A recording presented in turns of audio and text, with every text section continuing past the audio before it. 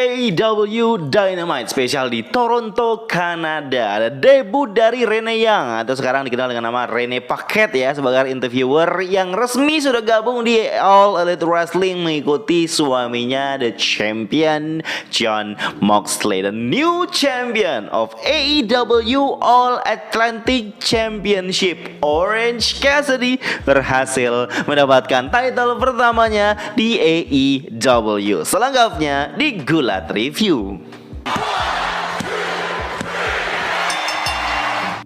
Episode AEW debut di Toronto, Kanada. Debut di negara Kanada ini akan jadi event yang spesial sejak awal diumumkan. Karena emang ini episode debut, pasti akan ada yang spesial. Pasti Tony kan mempersiapkan sesuatu yang spesial. Karena juga di Kanada, event pertamanya AEW ini pasti rame, pasti seru, dan penontonnya bersemangat sekali. Kita bisa lihat sejak opening, penontonnya chant, cheers, boo, bernyanyi, yel-yel, berteriak, semua mereka lakukan. Dan otomatis show-nya jadi amazing, show-nya jadi keren untuk ditonton. Karena kita tahu ya teman-teman ya, ketika kita menonton dari televisi, menonton acara gulat, kalau penontonnya diem-diem aja, krik-krik gitu, nggak asik nontonnya. Tapi kalau penontonnya rame, itu cukup seru. Dan di Toronto Kanada ini cukup seru karena mungkin persentasinya lebih besar ke keseruannya karena penonton, enggak karena apa yang tersaji ya. Saya coba jelaskan ya. Kita coba review dari awal. Sejak awal langsung dikejutkan, dan mungkin sudah ada rumor sebelumnya kalau Renee Paquette, istri dari Jon Moxley yang sebelumnya di WWE sebagai interviewer sebagai Renee Young, dan sudah resmi dia bergabung ke All Elite Wrestling. Dia datang langsung disambut oleh ribuan penonton yang ada di sana dengan senang dan hangat menyambut Renee Paquette yang datang di awal untuk menginterview Christian Cage. Dan Kanada adalah kandangnya Christian Cage. Walaupun kandangnya Christian Cage, ada yang ngebu, ada yang nge-cheers. Nggak kayak MJF yang kalau ke Long Island itu pasti di-cheers habis-habisan, padahal dia dibu habis-habisan di semua tempat. Itu sangat berbeda di sini ya treatmentnya dari Toronto, Kanada. Karena juga banyak nih orang-orang Kanada yang tergabung di AEW ini ya. Dan untuk Christian Cage, mereka tidak begitu ya langsung meriah banget lah, karena Christian Cage juga tetap membawa performa ataupun acting heel-nya di sini. Pas dia di interview oleh Renee Paquette, dia omongin tentang bagaimana rasanya kembali ke Kanada, bagaimana situasi di sini, dan dia balas dengan sedikit frasa yang jelas membuat penonton ngebu ya. Dan di sini Christian Cage memperkenalkan partnernya, katanya kaki tangannya dia adalah Luchasaurus yang dischedulkan di hari ini di Toronto, Kanada, menantang Jungle Boy Jack Perry. Saya baru kayak ngerasa dan juga kayaknya kelihatan banget kalau sekarang Jungle Boy namanya bukan cuma Jungle Boy. Jadi Jungle Boy dibuat sebuah julukan di sini. Jadi Jungle Boy Jack Perry. Walaupun sebelumnya orang tahu itu Jungle Boy Jack Perry, tapi sebelumnya di AEW, correct me if I'm wrong, itu sering ada cuma muncul Jungle Boy doang namanya. Jarang disebut Jack Perry. Tapi sekarang Jungle Boy sekarang adalah Jungle Boy Jack Perry. Jungle Boy julukannya, Jack Perry namanya. Itu yang mungkin akan diteruskan sebagai nama utama dari Jungle Boy, itu adalah Jungle Boy Jack Perry. Dan pertandingan melawan Jungle Boy ini cukup intens menurut saya, di mana Jungle Boy juga lagi ada masalah di punggungnya, dan ada tables juga dipecahkan. Agak heran saya, kayaknya kalau nggak salah ini adalah match normal, tapi table di sini kayaknya nggak begitu, mungkin ada perubahan peraturan, saya juga nggak ngerti ya. Dan di sini Christian Cage jadi komentator, terus dia keluar menuju ring ini untuk mencoba membantu Luchasaurus yang kayaknya sudah terpojok di sini. Dan akhirnya ada momen di mana Christian Cage bisa mengatur satu hal dan membuat Jungle Boy bisa kena strategi yang licik yang sudah dibuat Christian Cage. Dan akhirnya ini bisa membuat Luchasaurus bisa memenangkan pertandingan. This rivalry feud ini sama sekali masih jauh ya untuk menuju ke endingnya, karena pastinya AEW masih menunggu Christian Cage clear untuk bertanding, siap untuk bertanding karena lagi cedera. Kita bisa lihat tangannya memang lagi dibalut begitu, sangat dituntut pertontonkan. Saya berpikir nanti suatu hari ketika Christian Cage sudah clear, sudah oke untuk bergulat, mungkin ada momen di mana dia pura-pura masih sakit, tiba-tiba tangannya ternyata udah baikan begitu ya. Kita tunggu saja, ini akan masih terus berlanjut, dan Jungle Boy saat ini masih difokuskan ke Luchasaurus agar Christian Cage juga tidak banyak terlibat di sini ya, dan masih ngeganjel gitu ya, karena Jungle Boy belum dapat momen yang oke menurut saya untuk jadi yang lebih mendominasi di feud ini. Lanjut lagi adalah pertandingan berikutnya, Wardlow bersama Samoa Joe menjadi War Joe. Agak konyol sih menurut saya, melawan The Factory. Di sini memang AEW seperti lagi mencoba untuk menaikkan sebuah tag team yang dibentuk baru begitu, Samoa Joe bersama Wardlow.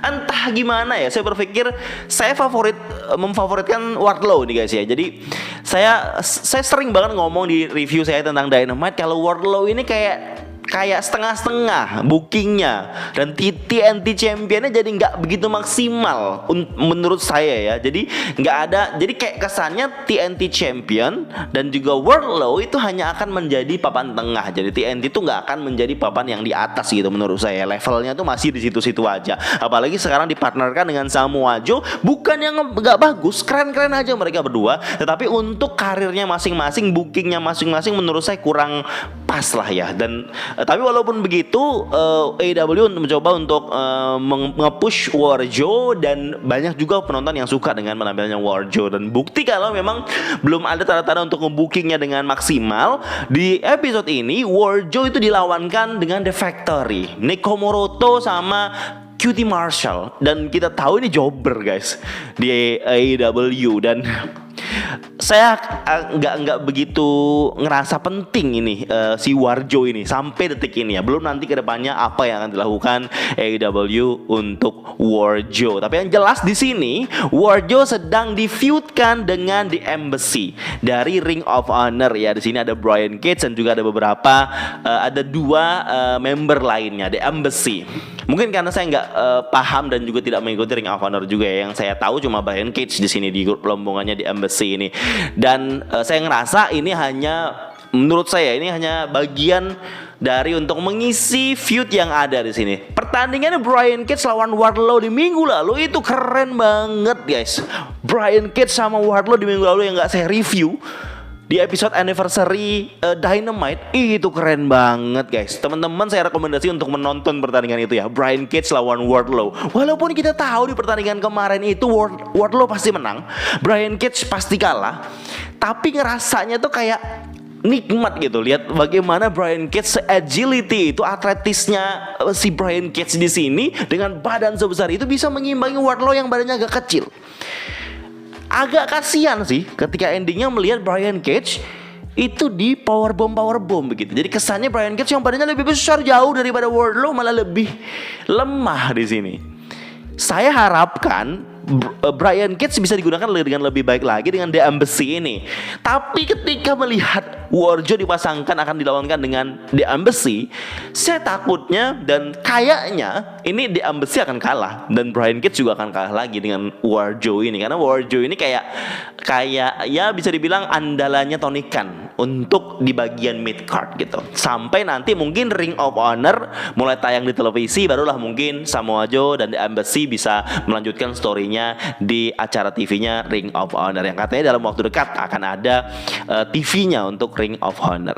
Lanjut lagi adalah ini satu momen yang satu segmen yang oke banget nih guys ya, karena dinantikan dan lagi hype banget, yaitu Billy Gunn, Daddy S, Caesar Zumi itu bertanding melawan Swerve Strickland.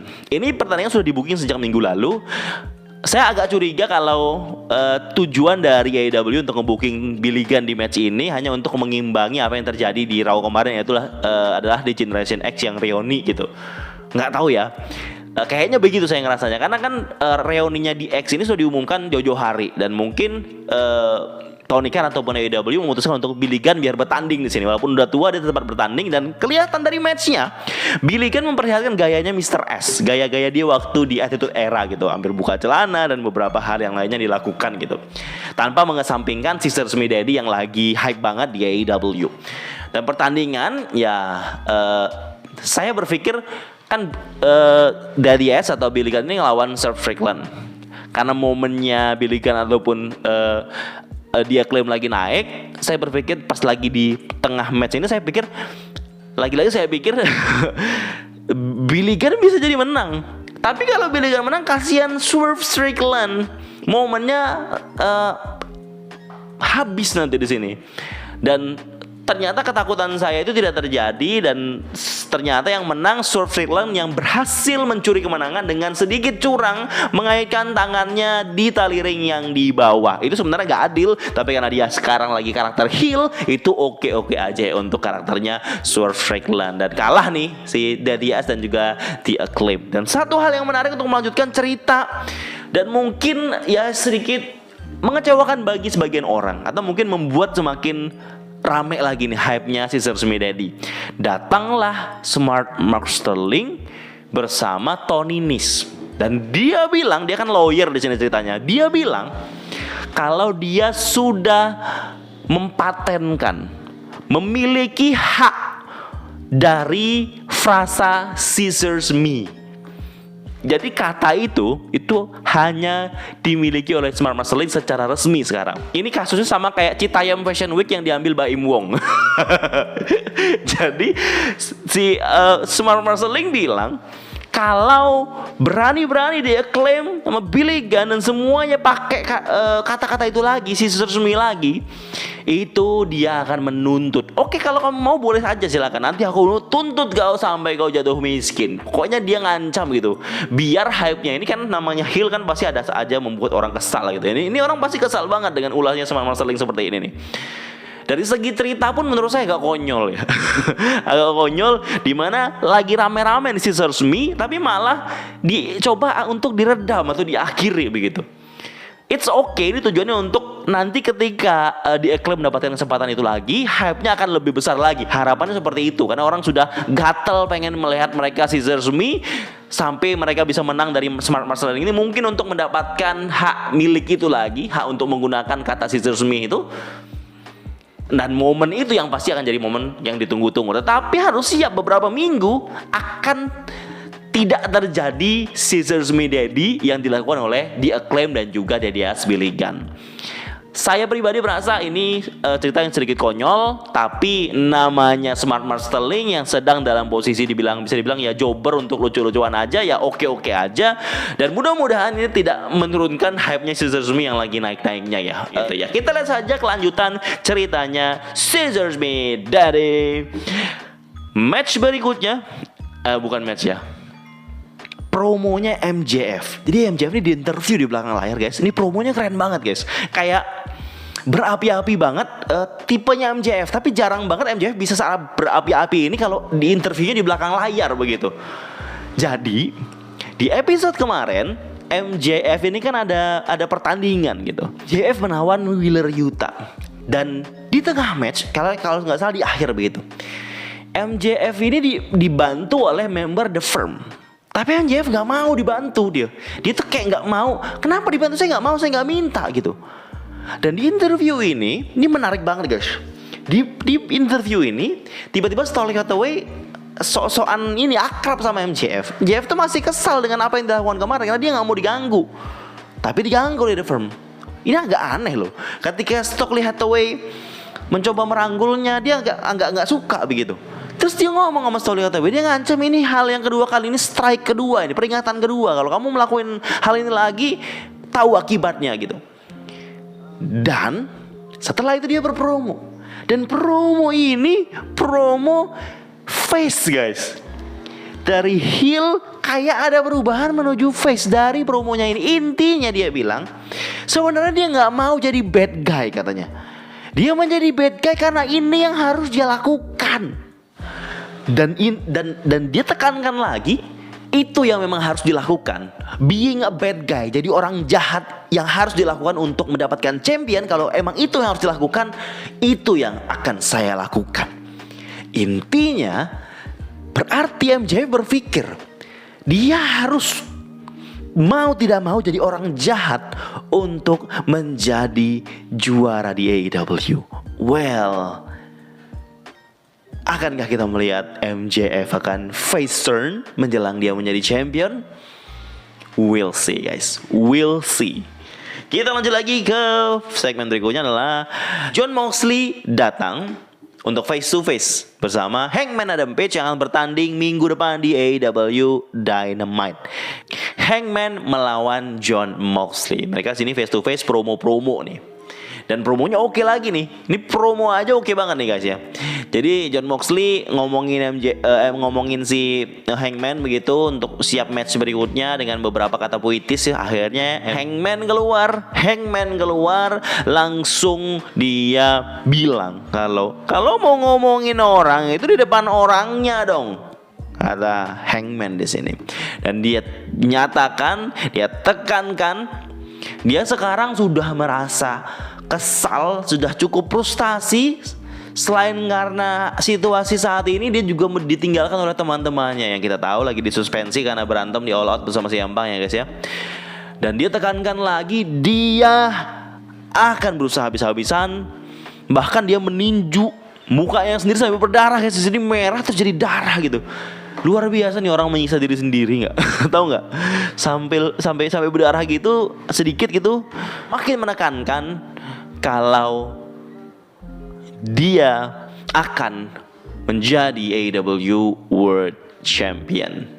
Dia pergi dan ada MJF ya, ketika mereka ini face to face ada MJF di atas yang lagi menonton mereka berpromo sambil makan popcorn, sambil melihatkan chip poker yang dia miliki untuk cash in ya suatu saat nanti. Mungkin di episode minggu depan kita lihat saja. Tapi yang jelas ditekankan kalau episode AEW Dynamite minggu depan itu tayangnya bukan di Kamis pagi seperti hari ini. Dia tayangnya di hari Rabu pagi, hanya untuk hari besok ya. Jadi special Tuesday ya di AEW Dynamite minggu depan. Agak spesial karena ada pertandingan AEW World Champion ini, Hangman lawan Jon Moxley. Lanjut lagi adalah pertandingan yang cukup dinanti, pertandingan ketiga kalinya Jericho melawan Bryan Danielson sekarang untuk Ring of Honor World Championship. Dan pertandingannya berjalan seperti biasa, pertandingan mereka berdua. Saya cukup ini sudah beberapa kali ya, yang ketiga kali dan menurut saya udah begitu-gitu aja pertandingan. Tapi yang menarik di sini adalah ketika Daniel Garcia datang pada saat momen Chris Jericho mau memukulkan championship-nya ke Bryan Danielson di sini guys. Tiba-tiba Daniel Garcia yang kita tahu memihak Bryan Danielson di sini, dia langsung menjegal Jericho dan biar tidak mukul si Bryan Danielson.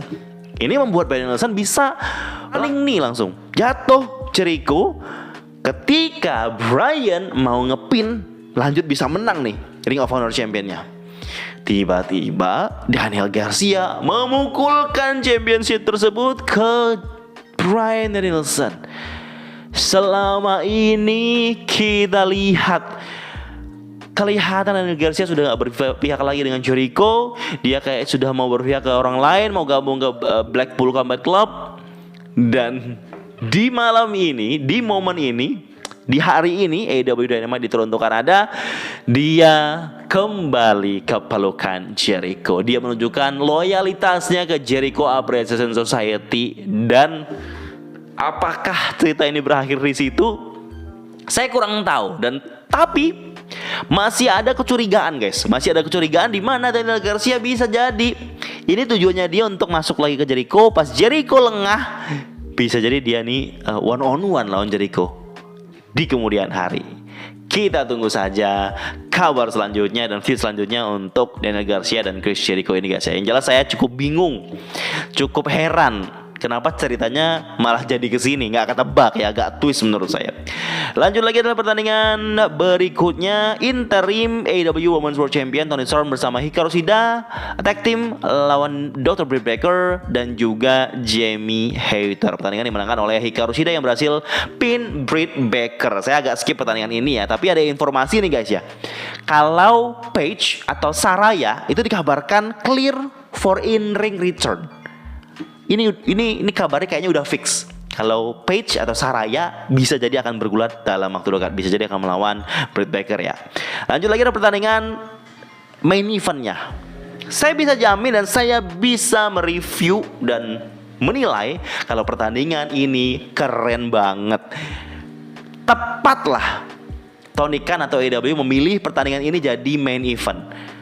Karena orang mungkin banyak yang berpikir, yang pasti jadi main event yang Bryan Danielson lawan Chris Jericho lagi, pasti jadi pertandingan terakhir. Ternyata tidak, pertandingan terakhir adalah AEW All Atlantic Championship, Orange Cassidy melawan Bastard Pac. Pertandingannya oke banget, keren banget. Saya rekomendasikan teman-teman nonton ya, nonton di YouTube aja walaupun cuma sepotong pasti dapat highlight yang keren-kerennya di situ. Untuk pertandingan ini banyak momen di mana Orange Cassidy akan menang. Tapi saya tidak berharap Orange Cassidy menang di sini ya. Ada momen klimaks, menuju klimaks di mana Bastard Pac itu mencoba untuk ngambil palu bell ring, jadi palu untuk memukul tank yang bell di setiap acara gulat gitu ya. Tiba-tiba ada Danhausen yang menghalangi Pac di sini. Tapi berhasil ditonjok oleh Pac ya. Danhausen langsung stepper gitu, langsung jatuh gitu. Akhirnya Pac mau naik ke atas, tapi wasit sudah melihat kalau Pac pegang palu nih, mau curang ya katanya. Akhirnya nggak boleh. Akhirnya wasit ngurusin palunya itu mau dibuang gitu. Terus Pac cepet-cepet ngambil di bawah palu yang lain. Dia keluarin palunya, mau dia pukul, kalau nggak salah nggak kena, dia pukul. Dan ada momen di mana Orange Cassidy sudah memegang itu juga sudah direbut, tapi wasit menghalangi, jangan diambil sama wasit.